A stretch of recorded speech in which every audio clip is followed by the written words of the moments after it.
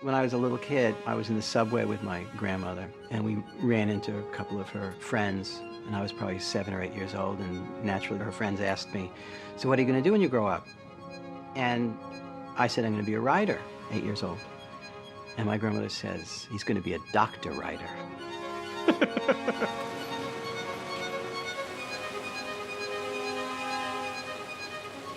The aims of the Pulitzer, what the Pulitzer is supposed to encourage and inculcate, are some very noble aims. They're the highest aims of writing and journalism.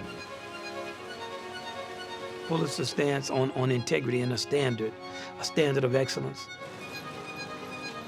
The Pulitzer Prize shows people that excellence matters. And while we may disagree on the idea of what is excellent and whether one book should have gotten it or another should have gotten it, overall, we don't disagree that it's important to understand that in all of these different forms, craft matters, excellence matters, rigor matters. It's the top honor, but this is a show-me business. And if you think you can put your feet up and say, okay, I've got this award, I'm fine now, you know, you can't. Every day you got to go out and you got to beat the competition. For a distinguished example of reporting on national affairs, Carol D. Lenig of the Washington Post. For a distinguished example of reporting on international affairs, the New York Times staff. There's no shortage of prizes in journalism. Journalists love to give prizes to one another. But I can't think of a more culturally iconic prize in journalism than the Pulitzer Prize.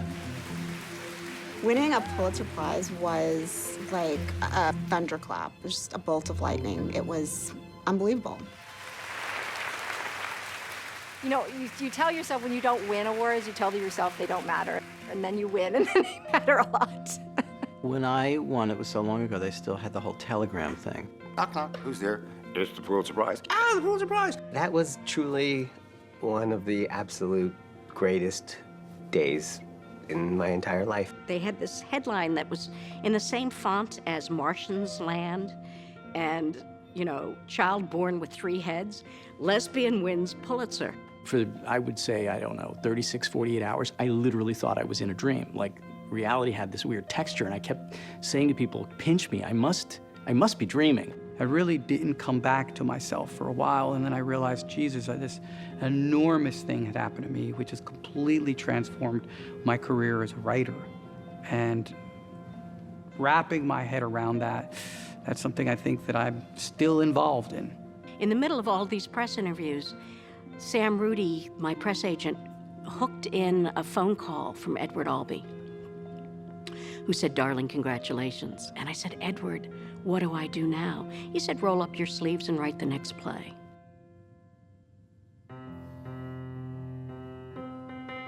In 1902, Joseph Pulitzer dreamed up this idea for a series of prizes and to start a school of journalism with the idea of helping build journalism into a legitimate profession. He was serious about trying to improve the craft of journalism. One way to do that would be to create a school at a prestigious private university like Columbia in a city like New York. And another would be to create a prize in his honor. I don't think he could have anticipated how important that prize would have been or how successful and prominent the School of Journalism at Columbia would turn out to be. What he dreamed up was a grand scheme to combine journalism prizes with prizes for arts and letters as a way to elevate journalism and make journalists more like the Robert Frosts of the world, who had some great reputation. Whose woods these are, I think I know. His house is in the village, though. He will not see me stopping here to watch his woods fill up with snow. My little horse must think it queer to stop without a farmhouse near between the woods and frozen lake, the darkest evening of the year. He gives his harness bells a shake to ask if there's some mistake. The only other sound's the sweep of easy wind and downy flake. The woods are lovely, dark, and deep, but I have promises to keep, and miles to go before I sleep, and miles to go before I sleep. Without any further ado, I'm going to invite you to help me welcome the two-time Pulitzer Prize-winning columnist for the New York Times, Nicholas Kristof. Thanks very much for inviting me to the coolest borough.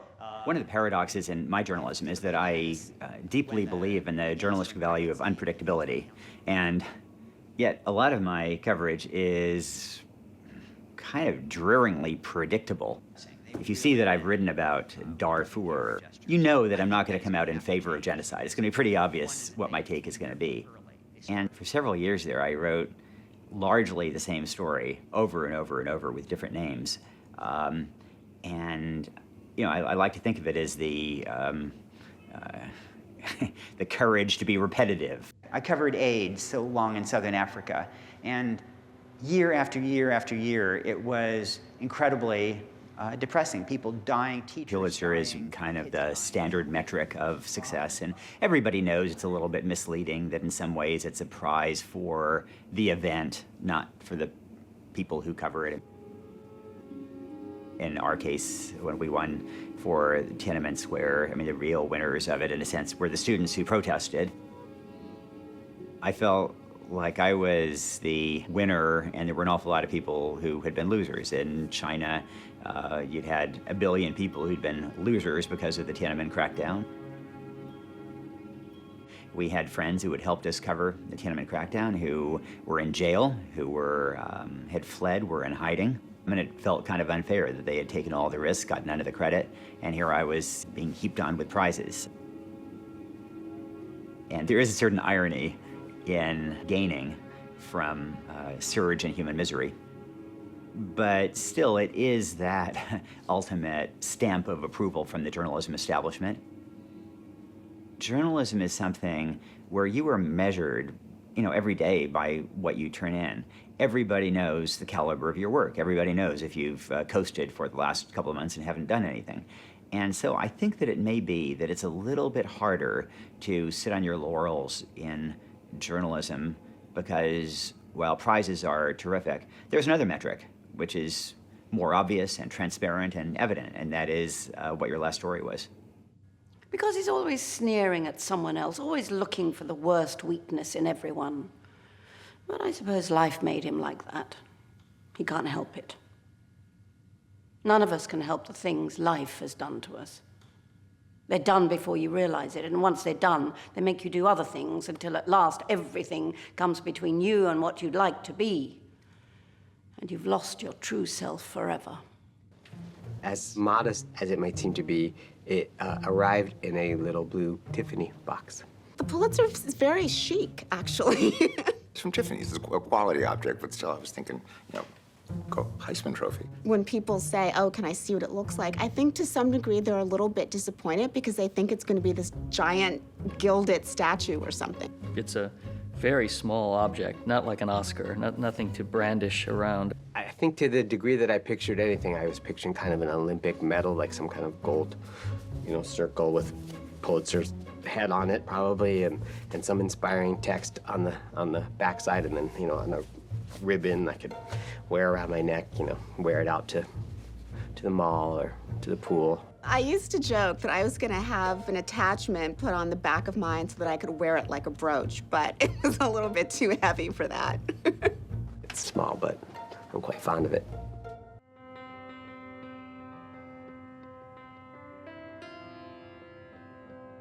Joseph Pulitzer was born in a very small town in southern Hungary in a Jewish family.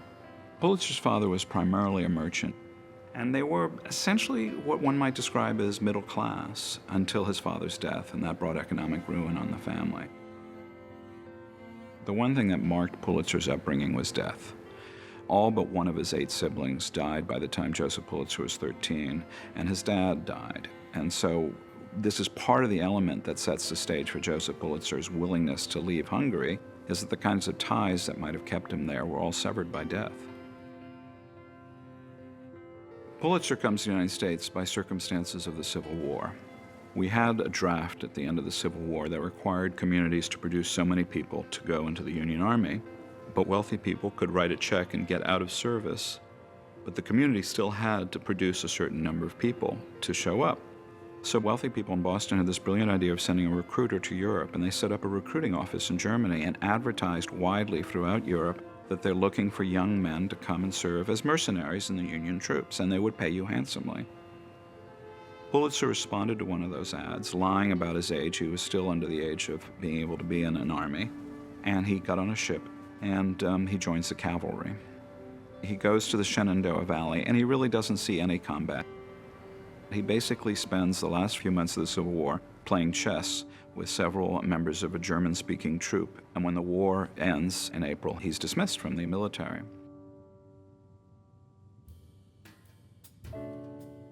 It had seemed like the beginning of happiness. And Clarissa is still sometimes shocked, more than 30 years later, to realize that it was happiness. That the entire experience, like in a kiss and a walk, the anticipation of dinner and a book. The dinner is by now forgotten, and part of the trick, especially with a novel, which takes some of us, me, years to write, is maintaining your own belief in this imaginary parallel world. It's a kind of cultivated condition of delusion that you have to maintain for a long time. And I find that I'm only really able to enter the realm of delusion if I haven't had any more contact with the world than, turn on the coffee and put on my Nicoderm patch. I've always found that the hardest thing to talk about, of the most crucial things, the hardest thing to talk about is what I call authority. It's the thing that we know it when we see it, but we can't really parse it. It's just, it's a force on the page. It's a sense of certainty. I started writing without any particular sense that I was especially good at it, but I realized almost immediately that my interest in the fundamental problem posed by fiction, which is, can you simulate life using only ink, paper, and the words in the dictionary, was endlessly interesting to me. This is one of the great things about a first novel. I think writers tend to go on about how hard writing is, for reasons I understand. It's enormously hard to do. That said, if it was pure torture, if it was just endless agony, I wouldn't do it. Sorrow, irritation, doubt, anxiety, or any other turbulent emotion that might otherwise keep her from sleeping, eating, or, in extreme cases, speaking coherently or getting out of bed, would disappear almost completely when she was in the act of telling a story. My books, on the surface, if you look at them, they don't seem to be that autobiographical. The Amazing Adventures of Cavalier and Clay, set in New York in the 40s. I was never alive at that time, and I've written books set in imaginary Yiddish-speaking homelands in Alaska, and I've written from the point of view of black characters and people whose lives don't really bear that much overt, obvious resemblance to my own story. But I don't actually think they're any less autobiographical than the ones that I wrote out at the beginning that, where you can see it much more clearly what the autobiographical elements might have been. Houdini was a hero to little men, city boys, and Jews. Samuel Lewis Clayman was all three. He was 17 when the adventures began. Big-mouthed, perhaps not quite as quick on his feet as he liked to imagine, and tending to be, like many optimists, a little excitable. He was not, in any conventional way, handsome. His face was an inverted... When I was working on Cavalier and Clay and describing it to people, and I would try to tell people what it was about, I would often meet with a lot of puzzlement and doubt and kind of blank looks, and I had anxiety about that. And, it has this overt, fantastic kind of content in it in form of these chapters that are kind of written from the comic book world's point of view, and there's a certain gentle kind of magic realism element in the book, and then just the sort of the big scope of the historical elements and all that. I felt like I had taken chances that I wasn't too sure about. The long run of Cavalier and Clay and the true history of the escapist's birth began in 1939, toward the end of October, on the night that Sammy's mother burst into his bedroom, applied the ring and iron knuckles of her left hand to the side of his cranium, and told him to move over and make room in the bed for his cousin from Prague. With the Pulitzer, I really took that as a kind of a validation that that had been worth it, that it was okay for me to write in a broader fictional scope than I had hitherto done. And it was only when I did that, in fact, that I received this wonderful reward. So it was very encouraging to me, and it had emboldened me in subsequent work. It is amazing how we can trace American history by looking at the prizes that have been given over the years. The first Pulitzer Prizes all had to do with World War I, the Roaring '20s, the Great Depression, World War II, the post-war era and all the social change. Later on, you have the Little Rock newspaper, the Arkansas Gazette, winning the Pulitzer Prize for the way it covered desegregation in Little Rock. These great historical events in America all seem to attract the best journalism. And when those journalists were recognized, it kind of taught us what Philip Graham at the Washington Post said, that the newspaper is a first rough draft of history. That goes hand in hand with what the Pulitzer Prizes were awarding prizes for. The gunman parked his black Honda directly south of the White House in the dark of a November night in a closed lane of Constitution Avenue. He pointed his semi-automatic rifle out of the passenger window, aimed directly at the home of the President of the United States, and pulled the trigger. DC Emergency 911, dispatcher 8914, police, fire, or ambulance. This is Officer Robinson with the Secret Service, calling from 1600 Pennsylvania Avenue. Our units are reporting shots fired on 17th and Constitution Northwest. Okay, and where are you calling from? I'm calling from our Secret Service JOC. I'm the dispatcher for the Secret Service. You said Secret Services? Yes. The Secret Service reporting that I did really began by accident, as many reporting endeavors begin. I met a series of agents and officers because I was reporting on a big scandal in 2012, this prostitution scandal where Secret Service agents had hired them, taken them back to their rooms, and gotten caught during a presidential visit. It led to me making these agents' acquaintance, trying to build trust with them. It was a long, long time to build sources in an agency known for its secrecy. But there were people who kept telling me over the scores of months and months about this attempt to kill the president that had been bungled by the Secret Service. And you hear that over and over again, and you think that's titillating and interesting, and you want to know more, and you have to collect a certain amount of string to get there. But I remember the moment that I got the treasure trove of what I call the treasure trove of records that made it clear that what all the sources had been saying was true, and that I could start to write the really definitive story. I don't think that the American public, the general public, has a full sense of what's involved in investigative reporting. Many times they think it's just a matter of having a source, and it's a lot more than that. It's hugely challenging, it's hugely difficult, it's a lot of tedious work, and work that takes place over a long period of time. I think a lot of investigative journalism that has resonance and quality comes from that on the ground. There's almost nothing that can replace it, really going to wherever the story is. And it's the old shoe leather reporting. It remains as true today in the digital age as it was way back. No, loneliness shouldn't surprise us. As astonishing to experience as it may be, you can try turning yourself inside out, but all you are then is inside out and lonely instead of inside in and lonely. My stupid, stupid Mary, dear. Stupider even than your stupid father. Not even blowing up buildings helps. It's lonely if there are buildings, and it's lonely if there are no buildings. There is no protest to be lodged against loneliness. Not all the bombing campaigns in history have made a dent in it. I love Philip Roth. He still hasn't been recognized enough. And you know what Roth has that's so lovely? He's got the humor. You know, you think about the American voice. The American voice should have humor. It should have self-deprecation. We associate Mark Twain, of course, the American voice, but all of our great novels have some humor in them, even if it's the rueful humor of some of the characters who speak in Beloved. Everybody knew what she was called, but nobody anywhere knew her name. Disremembered and unaccounted for, she cannot be lost because no one is looking for her. And even if they were, how can they call her if they don't know her name?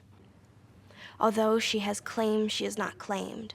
In the place where long grass opens, the girl who waited to be loved and cry, shame erupts into her separate parts, to make it easy for the chewing laughter to swallow her all away. It's my privilege to welcome you to tonight's event with Toni Morrison. I have to admit, about 2 months ago, I was signing a copy of Beloved, and I started reading it. And I kept turning the pages, I was absolutely, well, I was very deeply impressed.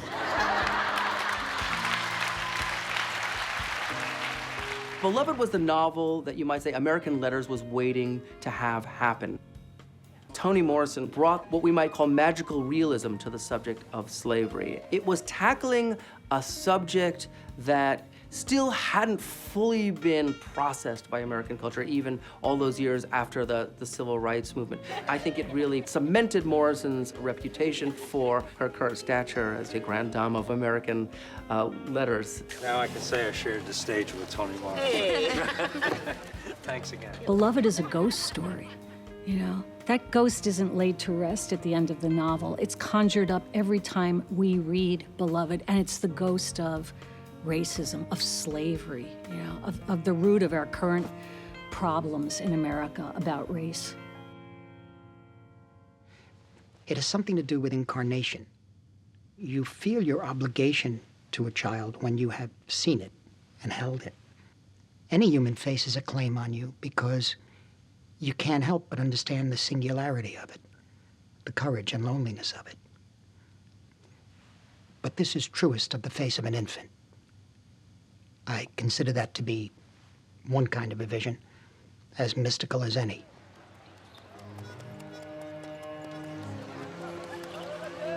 At the end of the Civil War, Joseph Pulitzer comes to New York, and like many occasions after a war, it's hard to find employment. So he's an indigent in New York. He sleeps on benches, he's looking for work, and it's particularly hard, he doesn't speak any English. It's hard to get ahead if you don't speak the language of the majority. And so he makes the decision to go to St. Louis. Even though St. Louis is originally Saint-Louis, a French city, it's actually a German city at this period. St. Louis had a very heavy German population, and Joseph Pulitzer was able to fit in much more in the community there than he would in many other communities because of the European base that St. Louis represented. Pulitzer began to frequent the Mercantile Library, and he worked on his English by reading English papers, but also by tapping on people's shoulders and saying in broken English, "Can I have a conversation with you?" That's where he met the German elite of St. Louis, playing chess with them, speaking English with them, and that's his first entry into the life that he's going to have. After meeting the elite German movers and shakers of St. Louis, he gets elected as a state legislator. He works for the Westlich Post, which is a German reformist newspaper, and he also involved himself in some business deals where he did very well. And St. Louis had several afternoon papers, none of which were doing very well, and Pulitzer bought one of them, which was bankrupt. He's buying something nobody else believes should be bought. I mean, it's a bankrupt paper, and they think he's nuts. And this is when, in a sense, Pulitzer displays his first bit of genius. Being an outsider, he saw things differently, and he saw some massive social changes that were taking place. Farmers were coming to the cities and becoming workers, also becoming commuters. The telegraph, the Victorian internet, had been invented, bringing news from across the country as fresh as that morning. So what Pulitzer decided and figured he could do was produce an afternoon paper using the, should we say, pageantry of urban life, murder, mayhem, sex, whatever the city offered, to weave interesting stories that were compelling, so folks would buy the paper to entertain themselves on the way home. He had a great vision for journalism. He really understood what people needed. And what he wanted to do was to create an urban paper that would have a big audience. Many of the things he did in his career were aimed at getting people very interested.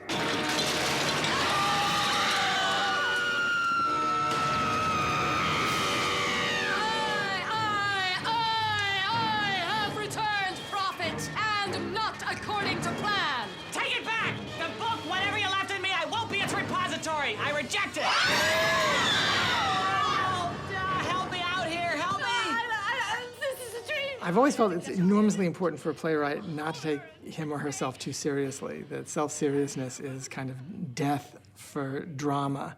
I love writing something that has the capacity to be taken in many different directions. I've seen as many different versions of Angels in America as you know, it seems like as there are copies of it in print. I mean, people have done it in a wild variety of ways, and they're constantly reinterpreting it. And I love that. I feel like it guarantees the play a long life, and I feel like I sort of did my job. It sort of keeps it alive. I change the play, not the first part, but the second part, I change constantly. Because I can. I'm still, until I die, and then nobody will be allowed to change it, I hope, after that. When I began to write Angels, it was my second play. I told myself that I wanted to describe what life felt like for me in the mid-'80s. AIDS was very much a reality of gay life and of my life at the time. So I decided it would be part of what I wrote about. I wasn't writing a public service announcement. I wasn't writing to get a message out about AIDS. I think that it's the case you'd really have to look very hard in Angels for any messages at all. I hope it's more complicated than that. I don't think that that's really what theater does best.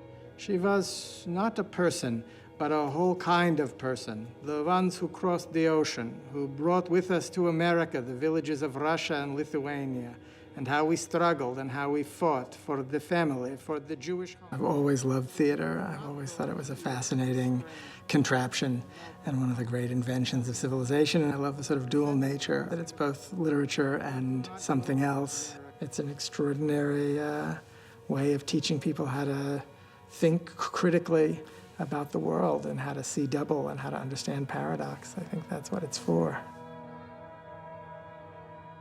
Nobody das blame this man. You don't understand. Willie was a salesman, and for a salesman, there's no rock bottom to the life. He don't put a bolt to a nut. He don't tell you the law or give you medicine. He's a man way out there in the blue, riding on a smile and a shoe shine. When they start not smiling back, that's an earthquake. And you get yourself a couple spots on your hat and you're finished. Nobody das blame this man. Salesman's got to dream, boy. Comes with the territory.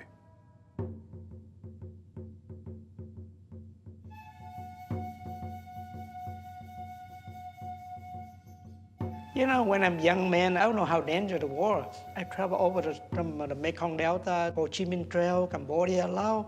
I'm a crazy guy, unbelievable. I keep going every day with all my phone camera. I hear of fighting heavy back from the Viet Cong and North Vietnamese on the Highway 1 in the village called Tran Ban village. Then I'm there, take a lot of pictures. All morning, a lot of airstrike. They bomb outside the village, and the Viet Cong and the South Vietnamese artillery keep bombing right where you're fighting. And I hear the airplane fly over the pagoda. Then I see 4 bombs come down near pagoda with napalm. Bomb keep falling down. And the napalm explosion right in my eye, only about 100 yards away. My body's so hot. I saw the fire everywhere around me. And I was terrified. I was so scared. Then I looked for black smoke. I saw a random old lady. She walked like this, she with a baby.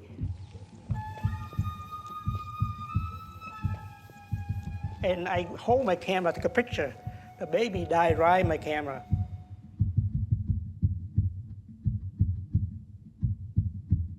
Then when I looked at my viewfinder, I saw this black smoke on the pagoda. I saw the girl, her arm like that.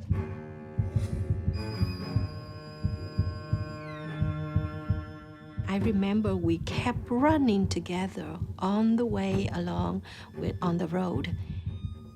My clothes was burned by the fire. Almost my back, from my neck down, and all my arm, I got burned. And I remember I cried out, too hot, too hot. But she all burned like that, and way in the back. She was lucky nothing out here, but on the back and under her neck.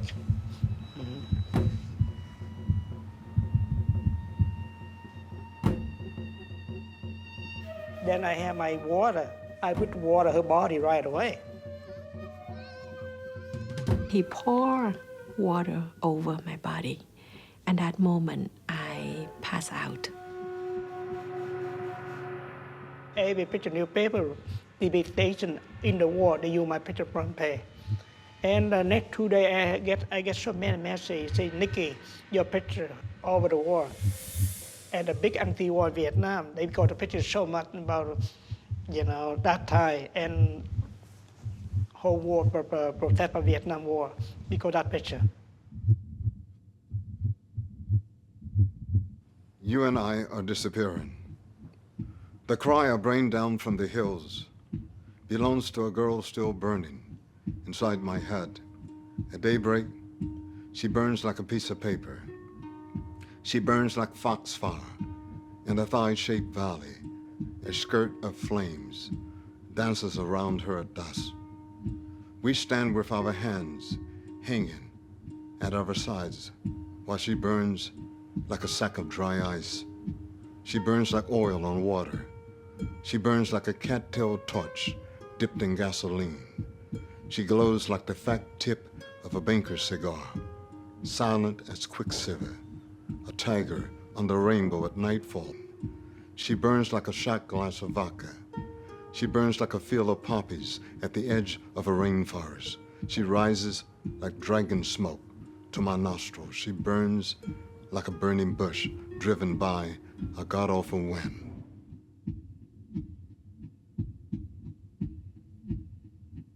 Of the vast majority of the 130,000 new novels and ebooks that are produced every year, only maybe a couple hundred of those have any possibility higher than zero of winning a Pulitzer Prize. The thing that we need to keep in mind is that the selection of the Pulitzer is arbitrary. There are 5 individuals reaching a consensus every year. Change the constituency of that panel, and you might have another Pulitzer. A list of American books that did not get the Pulitzer Prize would be hard to separate from a list of what we agree to be the greatest American books written. It's not the NBA championship. It's not an objective scoreboard that's in front of you. There are human beings in a room, and they have interests, and they have blind spots, maybe even stupidities and brilliances and all the rest, and they come up with their answer. The amount of work you've got, the time constraints, and then just the very fact that you're just a bunch of slightly evolved monkeys who are doing their best to try to put it all together, mistakes will be made. Some of the really great creative people in our country had never been acknowledged. John Cage, for example, Miles Davis, Duke Ellington. Duke Ellington's our greatest composer in the 20th century. He didn't merit an award. We're the country of Benny Goodman and John Coltrane and Janis Joplin and Aretha Franklin, and all of those people don't qualify because they don't write, a score for string quartet or symphony orchestra. There have been some big omissions with the Pulitzer Prize, and one of them was Ralph Ellison's Invisible Man. I feel in a very good way that the Pulitzers in drama are haunted by the failure of the Pulitzer Prize to recognize Who's Afraid of Virginia Woolf. Sound and the Fury didn't get it. Great Gatsby didn't get it. J.D. Salinger should have won. That's a shame. I feel quite confident that the year I won, a different jury would not have picked my book. Another reason, the prize goes into the sock drawer. Given everything, I'm not surprised that that our juries, or that the Pulitzer Board gets things wrong. What really surprises me is how often we get it right. And several other times in my life when I was swimming far out or lying alone on a beach, I've had the same experience. Became the sun, the hot sand. The real show in the United States when it came to the newspaper business was being in New York. And so Joseph Pulitzer, very early on with his success in St. Louis, aims to come to New York and to duplicate what he had done. And he gets to do that. He buys a bankrupt newspaper in New York, as he had done in St. Louis, and he brings his new style of journalism, which New Yorkers referred to as Western journalism, to New York. It was a very inexpensive newspaper. It was redesigned to appeal to people who were reading it quickly. It was one of the first newspapers aimed at readers who were taking mass transportation. It was a new way of reading a newspaper, and it required a new kind of newspaper. Pulitzer, who was deeply influenced by Dickens, saw that the storytelling was perhaps the paramount aspect of journalism. So he admonished his writers to write in a style that invoked storytelling. So rather than the kind of drab reporting that had occurred before, you could read a dramatic tale in the newspaper. In a sense, what he wanted to do is have everybody at night say something like, "Did you read that in the World today?" At this point, William Randolph Hearst is in New York running the Journal. This is the newspaper that's competing with Pulitzer, and they engage in this intense circulation war. Pulitzer was preoccupied with getting more readers, bigger circulation, and even lowered the price of the newspaper to do just that. The yellow journalism was the sensational journalism of the late 1800s that cropped up when competition between newspapers in New York got extreme. Sensationalism, sex stories, scandals. The penny newspapers were looking for ways to beat each other on the streets, and William Randolph Hearst and Joseph Pulitzer were the two prime drivers of yellow journalism. The idea of putting scandals on the front page was something that was very new for the newspaper business. It was all about the possibilities of war. The Spanish-American War is often associated with yellow journalism because the newspapers were trying to get war sentiment built up, would sell more newspapers. Joseph Pulitzer was deeply involved in this, and I think it was against his better nature, but it was all about making that newspaper work in New York. Pulitzer got carried away and created forms of journalism that we no longer celebrate.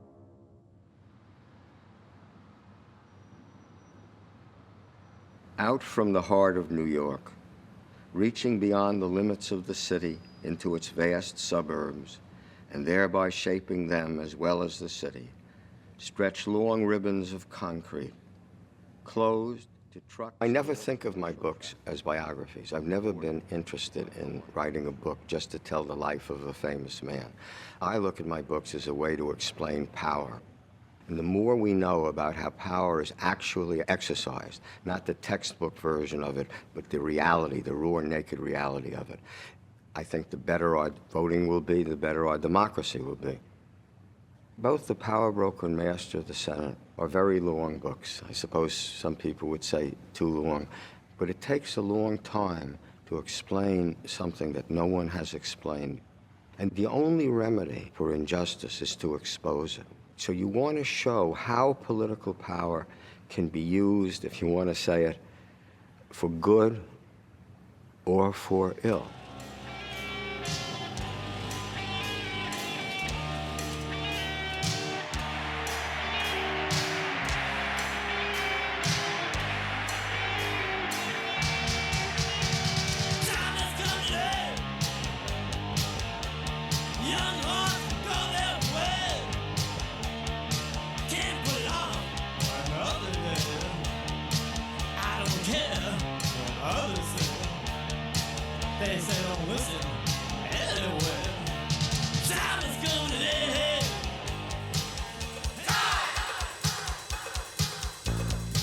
5 men wearing business suits and rubber gloves were arrested at the Democratic National Committee's offices in the Watergate.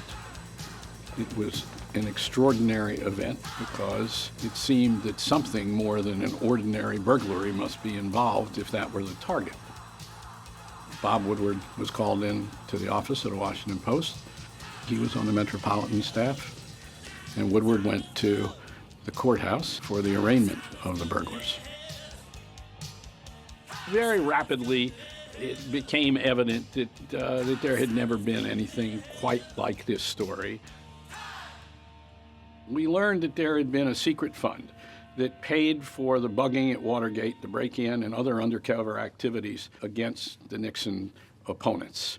And that fund was controlled by 5 people, one of whom we established quite quickly was John Mitchell, the former Attorney General of the United States, Nixon's campaign manager and law partner. And indeed, that he had exercised control over that fund while he was the nation's chief law enforcement officer. Initially, other papers were trying to cover the story, but we might have had a leg up, partly because of maybe our knowledge of the city. We were local reporters, not national reporters. Whatever the case, we got out in front. And I called John Mitchell, and he answered the phone. I said, "Mr. Mitchell, we have a story in tomorrow's paper that I'd like to read to you and get your response." And he said, "All right, go ahead." And I got as far as John N. Mitchell, while Attorney General of the United States, controlled a secret fund. And Mr. Mitchell said, "Jesus." And then I got a little bit farther into the first paragraph, by which time the drift of the story was getting unmistakable. And Mr. Mitchell said, "Jesus." And then I got to the end of the first paragraph, by which time he knew what the story was. And Mitchell said, "Jesus Christ, all that crap you're putting it in the paper, if you print that, Katie Graham," referring to Catherine Graham, the publisher of the Washington Post, "is going to get her tit caught in a big fat ringer." And then he said, "And when this campaign is over, we're going to do a little story on you two boys," and he hung up the phone. And it was a really chilling moment. It was a real threat. And it also was indicative of what the Nixon people thought about a free press. And on that occasion, I called Ben Bradley, our editor, and I said, "You're not going to believe what Mitchell just said to me." And he said, "Well, what did he say?" So I read him what he said. And Bradley said, "You got good notes?" I said, "Yeah, I got it all. I typed it all out." And he said, "You really said that about Mrs. Graham?" And I said, "Yeah, he did." He said, "All right, put it all in the paper, but leave her tit out." And that's what happened. And the next day, Mrs. Graham came down to my desk and said, "Carl, do you have any more messages for me?" Bradley was an incredible editor. He understood the stakes. He was accustomed to dealing with some sharp elbows at a level that we weren't. And he knew that the reputation of the paper was on the line and that he had to protect it. And he was very careful, and he kind of restrained us every once in a while. When he thought we were chomping at the bit a little bit too much, he would say, "That story's not ready to go." This could not have been done without Bradley. Everything had come together in this great American system the way it should, about a criminal president of the United States. The American system worked in Watergate. The press did its job. We have an obligation to hold powerful individuals and powerful interests and powerful institutions accountable, and that's what investigative journalism does. It holds people accountable, and so I consider it one of the most important obligations that we have. The best journalism provides special insights that perhaps you didn't have before. And those insights can be conveyed in a lot of different ways, through explanatory work, but also through great narrative storytelling. And that's what I think that the best journalism ought to do. That's what I think is meant by ambitious journalism. Joseph Pulitzer had a real reputation problem. With yellow journalism, his newspaper, the New York World, had really fallen in disrepute. He really wanted to restore his reputation. Pulitzer was really aware that history would remember him for the period of yellow journalism, that he'd forever be intertwined with William Randolph Hearst as having engaged in sensationalistic excesses. Joseph Pulitzer really did have a high view of the journalistic profession. He was looking for a way to make journalism, to bring journalism in the United States back into repute after years away during the period of yellow journalism. What he dreamed up was he wanted to have Columbia University be a place that would have journalism education. There were no journalism schools at the time. At the turn of the century, in the early 1900s, journalism was barely recognized at the academy. There were a handful of schools that taught courses, including Stanford, but they were in English departments, not in journalism programs. Journalism was considered a form of vocational writing, and Pulitzer aimed to do something about that by trying to professionalize journalism. He wanted journalism school to do the same kind of thing that medical school did and that law schools did. And Columbia bought into that idea.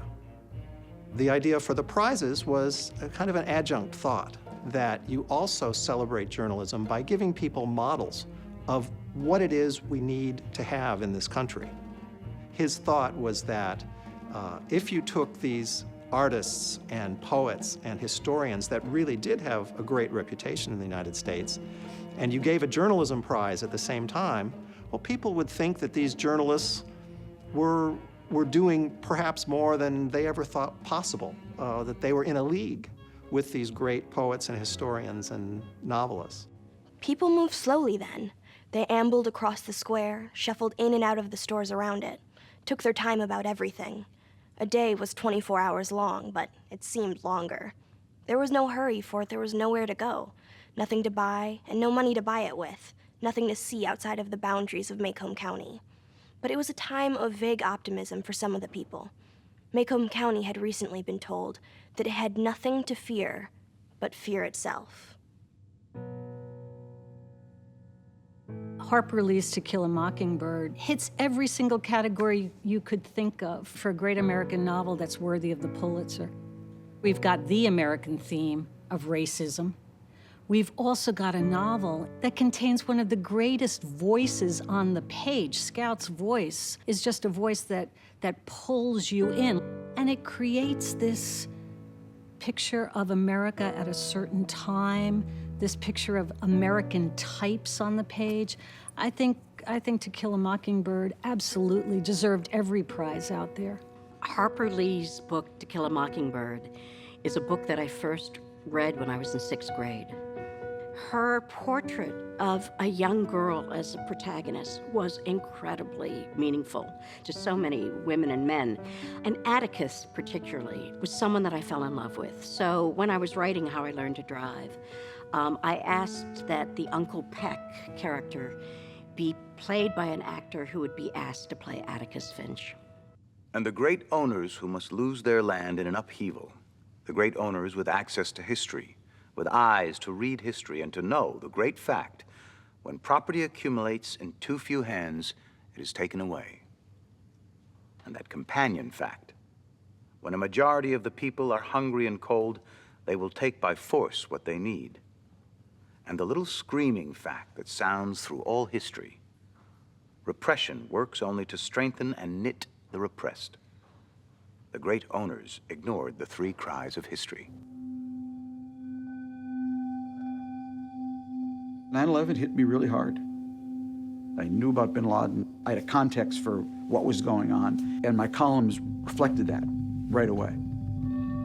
But I also just wrote a lot of things that I hope help people navigate the moment, which was not to let these guys win, to go out, to live your life. I recently attended Meet the Teacher Night at Eastern Middle School, my daughter Natalie's school in Silver Spring, Maryland. The evening began with the principal noting that Eastern, a public school in suburban Washington, had 40 different nationalities among its students. Before the teachers were introduced, the school's choir and orchestra, a Noah's Ark of Black, Hispanic, Asian, and white kids, led everyone in God Bless America. There was something about the way those kids sang together and the earnest, if not always melodious, way the school orchestra pounded out the national anthem that was both moving and soothing. As I took in the scene, it occurred to me how much the Islamist terrorists who just hit America do not understand America.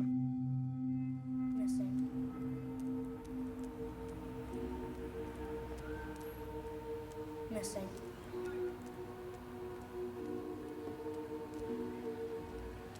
Missing. John Flory. Christina Flannery. Missing. John Flory. Christina Flannery. I was asked by the New York Philharmonic to write a work to commemorate the first anniversary of the attack. I felt that it was a work that needed to utilize text. And what I did was I made up a text that was partly names of the victims, but most touching of all was little phrases that were left on posters that family members had left around Ground Zero. You know, a lot of people didn't know for sure whether they'd lost a loved one or not, and they put up little Xerox posters saying, "Dad, please call home, we miss you," things like that. So I incorporated that into the text. What many people noticed right after 9/11 was that pop music really couldn't respond to the kind of emotional pain that people were feeling. And a lot of people who don't normally listen to classical music sought it out because it really touches the deepest of our feelings. I think what art can do is to make us feel. And I think in our fractured life that's just so digitally invaded all the time, we really have lost touch with our feelings on a fundamental level. And that's what art can do.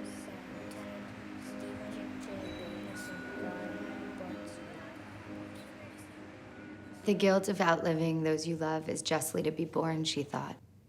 Outliving is something we do to them. The fantasies of dying could be no stranger than the fantasies of living. Surviving is perhaps the strangest fantasy of them all. Winning the Pulitzer has made people much more interested in my work. And that is a great gift. You get invited to things you never get invited to before, you've never been invited to before. People ask you to write and to publish and to sit down for interviews where that never happened before. You know, it classes up the joint in a significant way. There was a TV person who said, you know, what does it feel like to win the Pulitzer Prize? And I said, well, it feels great. I'm so happy. And she said, what do you think about the Pulitzer curse? It does get into your head, and I've often thought it's a curse if you're too young. I got this amazing honor, and that means everything else I write is going to fail to live up to that. There's nothing about these prizes that guarantees that your work is at all even relevant, that there's any value to it for the future.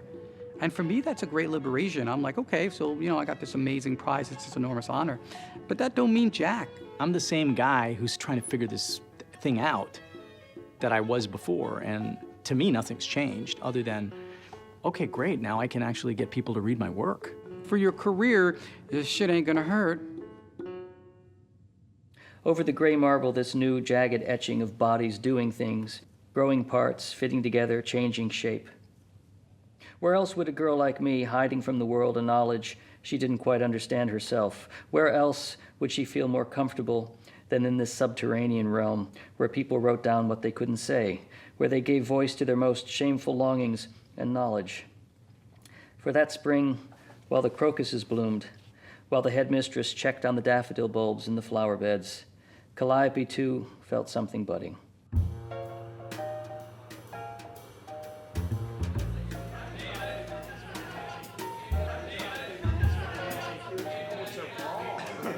What did everyone think of the book?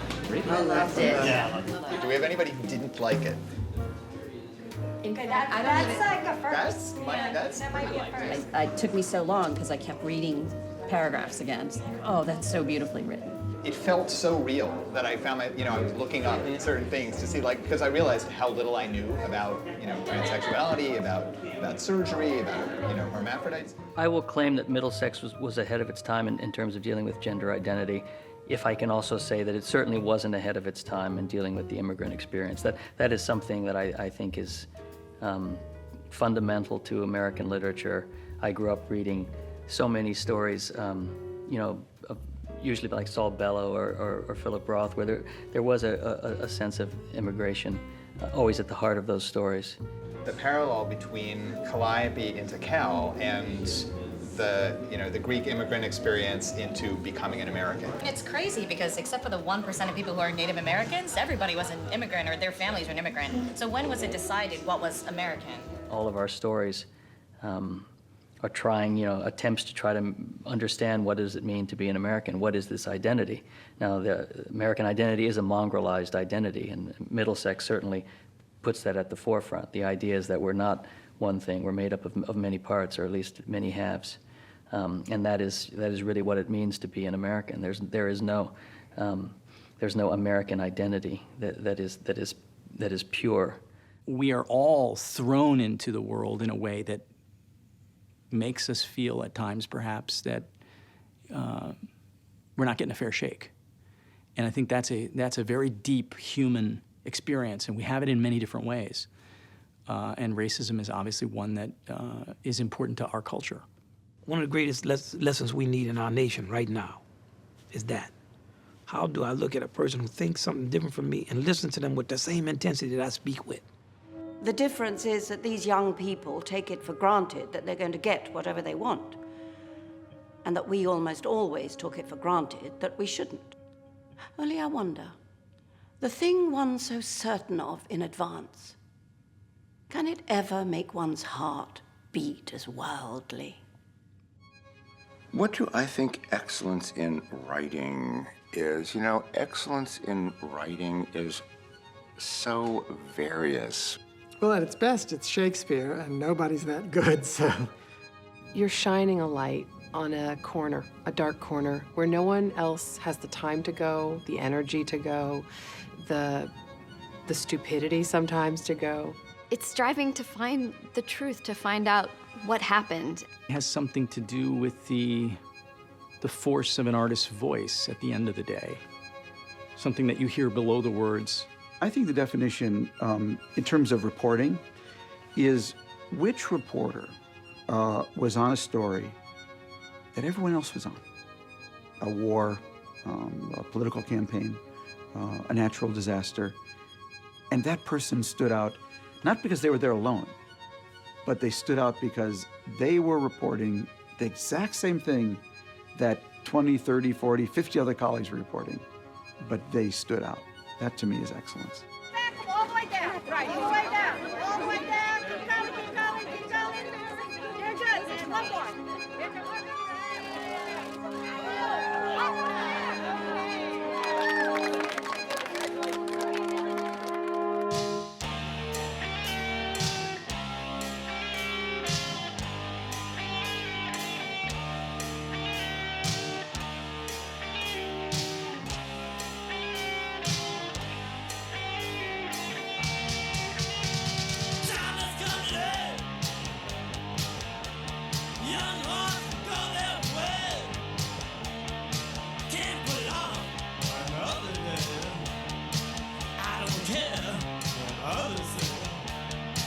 They say don't listen anyway. Time is going to